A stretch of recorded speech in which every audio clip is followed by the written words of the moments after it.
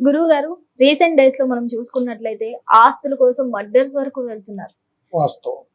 Present మరి ఈ అన్నదమ్ముల మధ్య ఆస్తి గొడవలు ఏ విధంగా నివారించవచ్చు అంటారు? వాస్తవానికైతే తల్లి ఇప్పుడున్న జనరేషన్ లో ధనం ఎగత్తు జగత్ అయిపోయింది. ఈ ధన ప్రభావంగా జనాలలో ఉండవలసిన ప్రేమ అభిమానాలు తగ్గిపోయి, అన్నదమ్ములో ఉండవలసిన రక్తబంధం అనేది తెగిపోయి, ఒకరిని చూసుకొని ఒకరికి ద్వేషాలు పెరిగిపోయి, మానసికమైన వ్యాధికి గురైపోయి, డబ్బు కోసం కొట్లాడుకొని చచ్చుకొని చంపుకునే పరిస్థితుల దాకా ఏర్పడుతూ ఉంటారు. ముఖ్యంగా ఏంటంటే తల్లి, వాళ్ళల్లో ఉండవలసిన సమస్య కొన్ని రకాలుగా చెడు ప్రభావాలు. ఆ చెడు ప్రభావాలు ఏమైందంటే మనిషిని నిలబడనీయవు. ఒక దగ్గర స్థానికంగా ఇంతకు ముందు మనిషి చిన్నప్పటి నుంచి అన్నదమ్ములతోని హ్యాపీగా జీవితాన్ని, కుటుంబాన్ని అన్ని రకాలుగా నడవడి చేసుకుంటూ పోయిన జన్మ తీరా ఒక సమయం వచ్చి ఆస్తుల కాడికి రాగానే జ్ఞానశక్తి మనిషికి దూరం అయిపోతుంటది అన్నమాట. కొంతమంది చాలా ఆనందంగా, మనం అందరినీ అనుకోకూడదు, కొంతమందిలో 99% కొంతమంది హ్యాపీగానే నడిపించుకుంటూ పోతూ ఉంటారు. దాంట్లో కొంత శాతం మందే వాళ్ళు ఎందువల్ల అలాంటి ఇబ్బందులు జరుగుతూ ఉంటాయి అని అంటే దానికి గల కారణాలు కొన్ని ఉంటాయి. వాళ్ళ కుటుంబంలో ఉండవలసిన కొన్ని చెడు ప్రభావితమైన సమస్యలతోనే కొంతమంది చెడు మాటలు వినటం, అయిన వాళ్ళ వల్ల కొంతమంది లేనిపోయిన సికాకులు జరగటం, స్త్రీలలో ఐక్యత లేకపోవటం. ఆ ఐక్యతా భావాలు ఎందువల్ల తెగిపోతాయి? ఒకరినొకరిని చూడొచ్చి ఇంతకు ముందు దాకా కలిసి బ్రతికిన జన్మలు సడన్ గా ఎందుకు మారిపోతాయి? వాళ్ళల్లో ఉండవలసిన తేజస్సు ఎమ్మటే ద్వేషానికి ఎందుకు వెళ్ళిపోతుంటారు? అలాగ పోవటానికి కూడా కొన్ని కారణాలు ఉంటాయి. వాళ్ళల్లో ముఖ్యంగా అనేది చెడు ప్రభావం జరుగుతుంది. చెడు మనసుల మాటలు వింటూ ఉంటారు. వాళ్ళు ఎదగరు, ఎదిగే వాడిని ఎదగనీయరు. బ్రతికే వాడిని ప్రశాంతంగా బ్రతకనీయకోకుండా కొంతమంది ఆ కుటుంబం మీద చూపుతో కొన్ని రకాలుగా ఇబ్బందులు చేసి వాళ్ళంట్లో చికాకులు పెట్టి ఆస్తులు తగాదల దాకొచ్చి కొట్టుకొని చంపుకొని స్థితిగాడికి వచ్చేస్తారు. అది ఎందువల్లంటే వాళ్ళకి అప్పుడు దాకా లేని కర్మ సడన్ గా వాళ్ళ నెత్తి మీద అకాల బంధన కర్మలు కొన్ని కూర్చొని, అకాలం అంటే ఏంటి? సడన్ గా వచ్చే కర్మలు కొన్ని చెడు మాటలు, చెడు ప్రభావాల వల్ల మనుషుల మీద కర్మలు కూర్చొని అన్నం పెట్టిన చేనే నరక తినే కాడికి వస్తారు. అలాంటి కర్మల వల్ల చాలా మంది బాధలు పడుతూ ఉంటారు.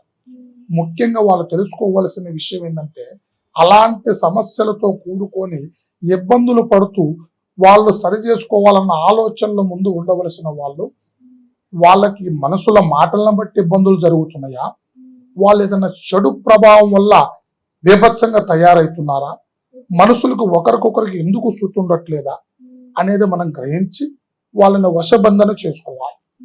వశబంధన చేసుకొని అన్ని రకాలుగా కుదురుగా ఉండేటట్టుగా, వాళ్ళ సమస్యని సమూలంగా తీర్చుకునేటట్టుగా, ఎలాంటి శికాకులు పెరగకోకుండా అనుకూలంగా నడిచే విధంగా మనం కూడా ఒక మార్గాన్ని వాళ్ళకి సహకరించవచ్చమ్మా. వాళ్ళ జీవిత చక్రంలో ఇలాంటి అడ్డంకు ఉంది నాయన, ఇలాంటి వాళ్ళ వల్ల ఇబ్బందులు వస్తూ ఉన్నాయి, ఏ అన్నదమ్ముడు వల్ల ఎవరికి ఇబ్బంది వస్తుందా అనేది కూడా మనం అంజనంలో చూసి దాన్ని గ్రహించి, ఈ మార్గంలో పోతే నీకు మార్గం మంచిగా నడుస్తుందయ్యా, నువ్వు ఇలాంటి నడవడి చేసుకోవటం వల్ల నీ కుటుంబంలో ఇలాంటి తగాదులు, ఇబ్బందులు లేకోకుండా నడుస్తాయి అని మనం వాళ్ళకి మంచి మార్గాన్ని కూడా మనం ఏర్పాటు చేసి చెప్పవచ్చమ్మా.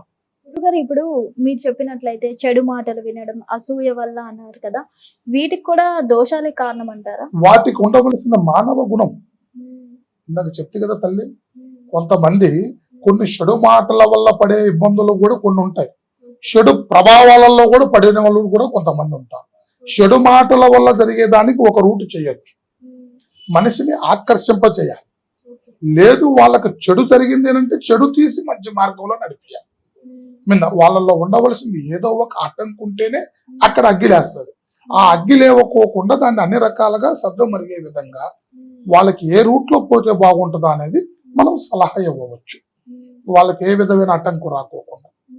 ఈ గొడవలన్నిటికీ ఫుల్ స్టాప్ పడి మళ్ళీ అన్నదమ్ములు కలిసేలా చేయొచ్చు. ఖచ్చితంగా అదే వశబంధన.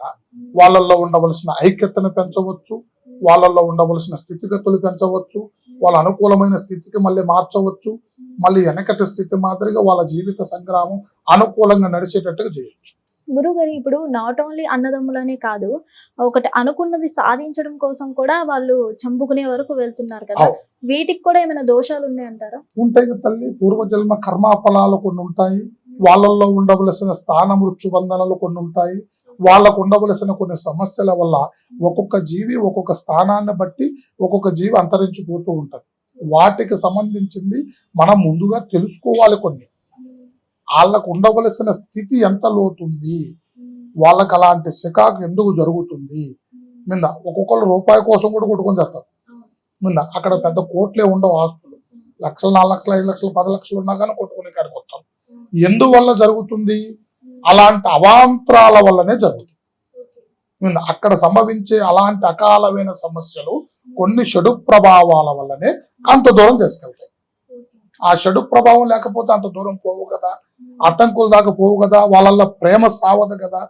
మీద వాళ్ళకి అప్పటిదాకా ఉండవలసిన ప్రేమ సడన్ గా మారిపోతుంది అంటేనే ఏదో ఒక చెడు ప్రభావం వాళ్ళని ముందుకు తీసుకెళ్తుంది అన్నమాట. ఆ ప్రభావాన్ని మనం అనుసరించినప్పుడు దాన్ని అంచి వాళ్ళకి చక్కటమైన మార్గాన్ని మనం సమకూర్చవచ్చమ్మా.